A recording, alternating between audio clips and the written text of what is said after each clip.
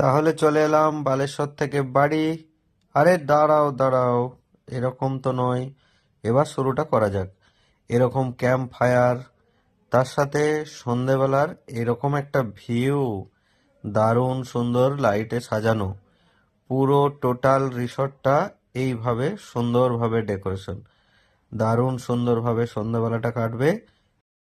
আমাদের কলকাতা থেকে মাত্র 3 থেকে 4 ঘন্টা দূরেই রয়েছে ডুবলাগড়ি। সেখানে গেলে এই রকম 4 বেলা খাওয়া দাওয়া, সঙ্গে এরকম একটা জাম্বো সাইজে পমফ্রেট, তার সাথে পোস্ত, চিংড়ির মালাইকারি, আর এরকম হচ্ছে ক্র্যাব কষা। আরে ডাল ভাত পাঁপড় এগুলো তো আছেই, সঙ্গে সমস্ত রকমের এত কিছু খাবার দাবার। আর দিনের বেলার পরিবেশটা একবার দেখে নাও। এই রকম একটা রিসর্ট। আমরা উঠেছিলাম রয়্যাল ফ্যামিলি ইকো রিসোর্ট, যেটা